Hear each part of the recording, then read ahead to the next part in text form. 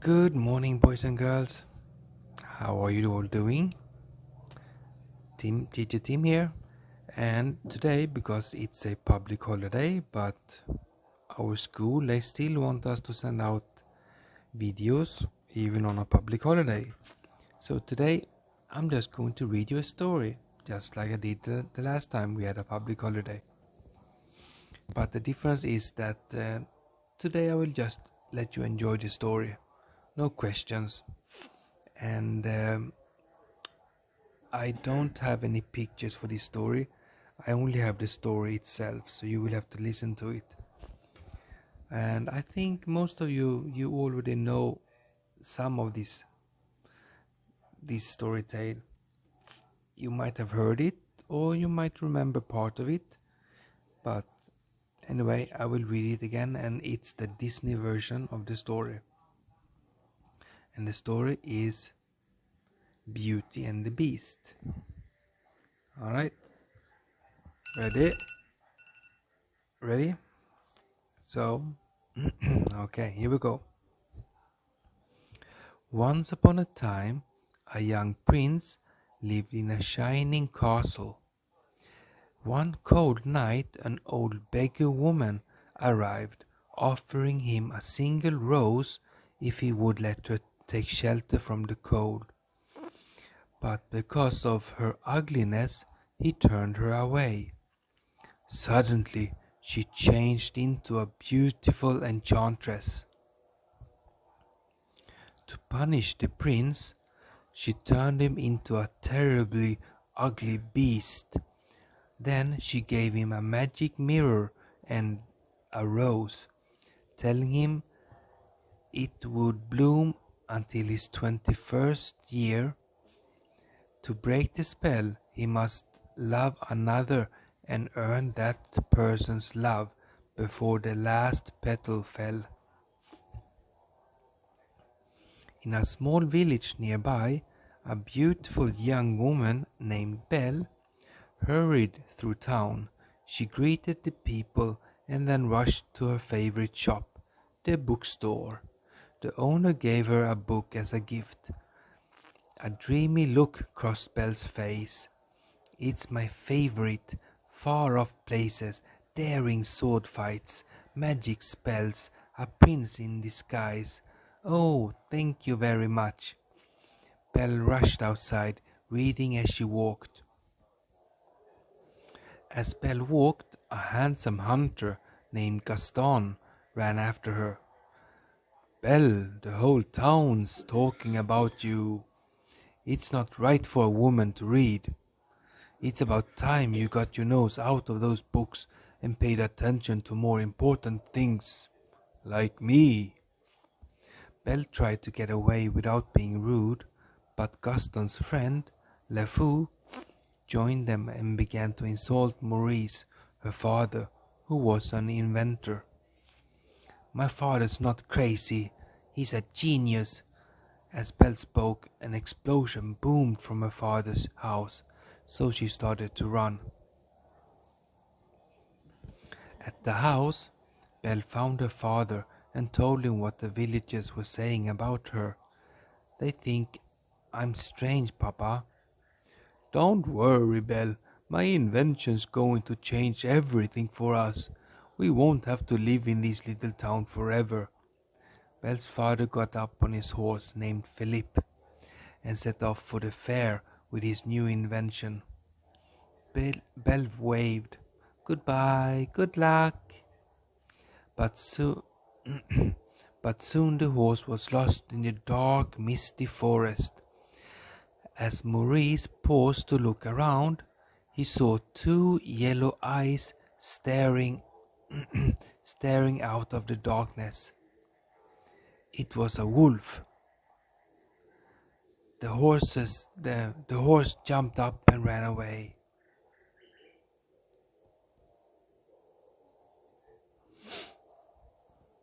Terrified, Maurice ran through the forest with the wolves behind him. When he reached a tall, heavy gate, he dashed inside, slamming the gate on the wolves, whose sharp teeth snapped at his leg. Still trembling, Maurice turned to see a huge grand castle. Hello, I've lost my horse and I need a place to stay for the night. Of course, sir. You are welcome here. Maurice turned around. He could see no one. Then he looked down and saw a big wall clock with a cold, frowning face. Beside him was a smiling candle stand. Maurice grabbed the clock and examined it. This is impossible. Why, you're alive? The enchantress had turned all the prince's servants into household objects. As the wall clock protested, the candle stand led Maurice into the sitting room.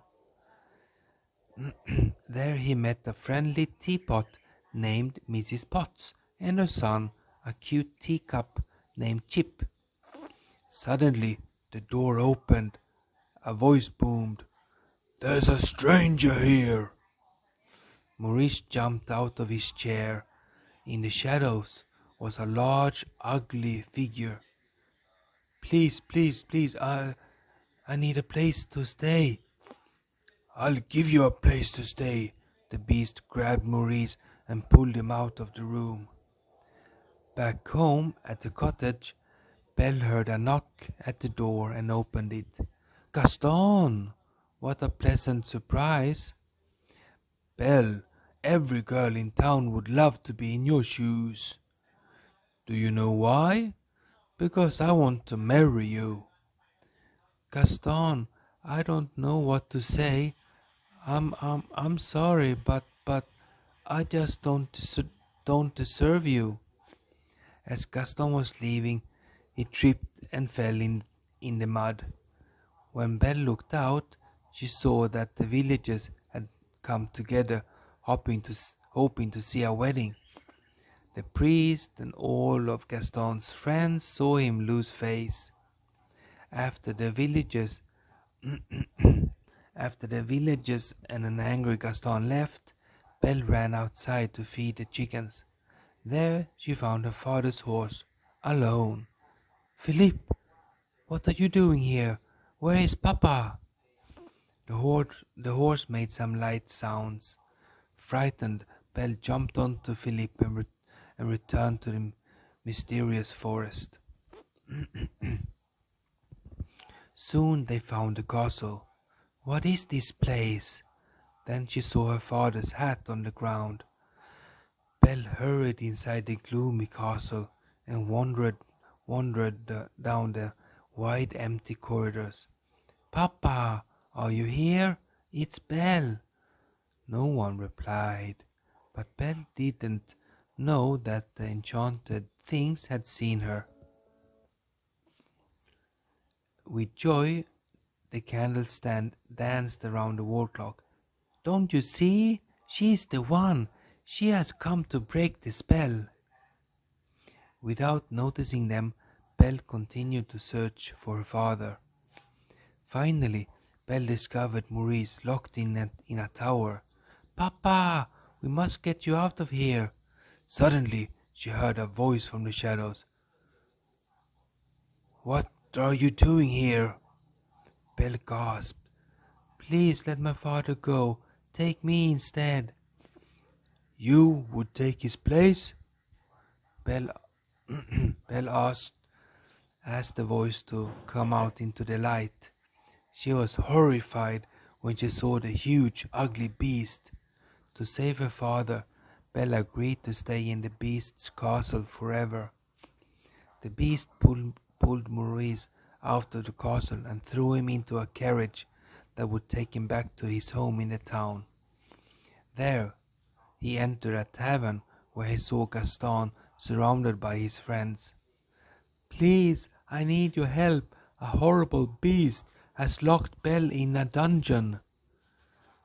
Does it have cruel sharp teeth?" one villager joked. Maurice, Maurice grabbed the man's coat. Yes, will you help me?" "We'll help you, old man." Gaston and his pals threw the inventor out. But Marie's story gave Gaston an idea. At the castle, Belle nervously followed the beast upstairs. He paused for a moment. The castle is your home now, so you can go anywhere you like, except the West Wing. Belle stared back. What's in the West Wing? You must not go there. It's forbidden. The beast opened the door to her room. You will join me for dinner. That's not a request. After the beast left, Belle threw herself on the bed. I'll never escape from this prison or see my father again. That night, Belle refused to eat with the beast. Instead, she crept downstairs to the kitchen. All the enchanted things gave her food and entertained her. The wall clock agreed to take her on a tour.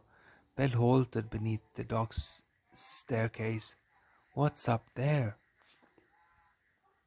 Nothing, absolutely nothing of interest in the West Wing.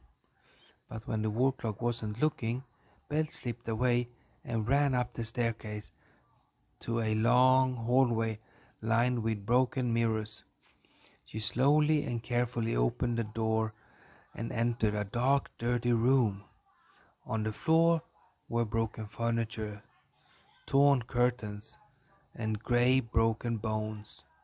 The only living thing was a rose, shining from under a glass bowl, enchanted. Belle lifted the cover and touched one soft pink petal. She did not hear the beast enter the room. I warned you to never come here. The beast walked towards Belle. Get out! Get out! Terrified by his anger, Belle turned and ran. She rushed past the wall clock and the candle stand as she fled the castle. Promise or no promise, I can't stay here another minute. She found Philippe the horse, and they galloped through the snow until they met a pack of angry, hungry wolves. Terrified, the horse stood up and Belle fell to the ground. When Belle tried to defend Philippe, the wolves attacked her. Suddenly, a large paw pulled the animals away from her. It was the beast. As Belle tried to get to her feet, the wolves turned and attacked the beast.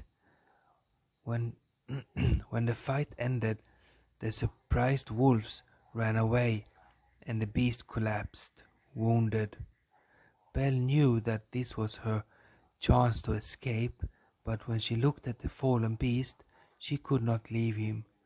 Here, lean against Philippe. I'll help you back to the castle. Meanwhile, in the town, Gaston and LeFou were planning to put Maurice were plotting to have put Maurice put in a madhouse unless his daughter Belle agreed to marry Gaston. Back at the castle, Belle cleaned the beast's wounds and thanked him for saving her. Later, she was quite surprised when he showed her a beautiful library. I can't believe it. I've never seen so many books in all of my life. The beast smiled for the first time. Then it is yours. That evening, Mrs. Potts and the other objects watched as Belle read a story to the beast. They were filled with hope that the beast and Belle would fall in love. Gradually, the mood in the castle began to change. Belle and the beast read together, ate together, and played together in the snow. They even had a snowball fight. When Belle watched the big funny-looking beast try to feed some birds, she realized that he was kind and gentle, something that she hadn't seen before. In turn, the beast started to hope that Belle would begin to care for him. He tidied his room, bathed, dressed up for the evening. He was overjoyed when Belle taught him how to dance. That evening, the beast asked Belle if she was happy. Yes, I only wish I could see my father. I miss him so much. There is a way, The beast showed Belle the magic mirror. In this, she saw her father lost in the woods, ill from his search for her. When the beast saw the unhappy look on Belle's face, he decided to let her go, even if it meant he would never be a human again. Before Belle left, he gave her the magic mirror. Take it with you, so you'll always have a way to look back and remember me. Heartbroken, the beast watched as Belle climbed on Philippe and rode away. When she found her father in the forest, Bill took him to the cottage so she could nurse him back to health. But as soon as they arrived, a tall, thin man knocked on the door. It was Mr. D'Arcu. He had come to take her father to his madhouse. LeFou had convinced the villagers that Maurice was crazy because he was always talking about the same terrible beast. No, I won't let you, Belle blocked away. Gaston put his arm around Belle. I can clear up this little misunderstanding if you just marry me. Just say yes. Belle showed them the beast in the magic mirror. He's not ugly and cruel.